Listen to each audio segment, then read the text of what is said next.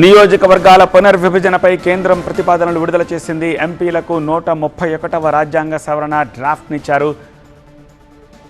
లోక్సభ సీట్లు 850కి పెంచాలని కేంద్రం నిర్ణయించింది.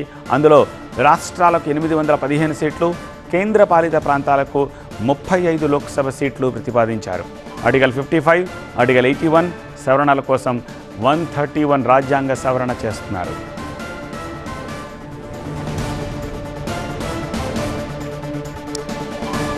తెలంగాణలోనే తమిళనాడు కూడా ఈ విషయంపై తీవ్రంగా హెచ్చరికలు ఇస్తోంది.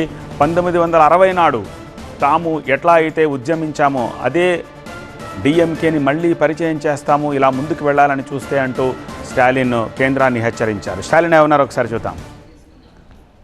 மாநில உரிமைகளை படுகொலை பண்ணியிருக்காங்க. இந்த டீலிமிட்டேஷனை எப்படி பண்ண போகிறாங்கன்னு தெரியல.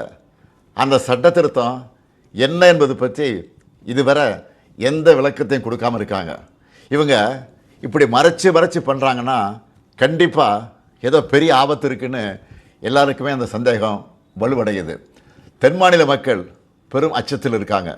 நான் ஒன்றிய பாஜக அரசுக்கும் மாண்புமிகு பிரதமர் மோடி அவர்களுக்கும் இந்த நேரத்தில் முக்கியமாக ஒன்று சொல்லிக்கிறேன்.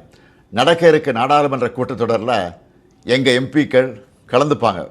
தமிழ்நாட்டை பாதிக்கிற மாதிரியோ வட மாநிலங்களுக்கு அரசியல் வலிமையை மேலும் வாரி வழங்குகிற மாதிரியோ ஏதாவது நடந்தால் தமிழ்நாட்டில் இருக்க நாங்கள்லாம் பார்த்துட்டு சும்மா இருக்க மாட்டோம். தமிழ்நாடு ஸ்தம்பிக்கும். தமிழ்நாடு தனது எதிர்ப்பை கடுமையாக காட்டும். ஒவ்வொரு குடும்பமும் தெருவில் வந்து உட்காருவோம். தமிழ்நாடு முதலமைச்சராக இருக்கிற என்னுடைய தலைமையிலேயே மிகப்பெரிய போராட்டம் நடத்துவோம். இது தேர்தல் காலம்தான். இவங்க கவனம் அதில் தான் இருக்கும். நாம் டெல்லியில்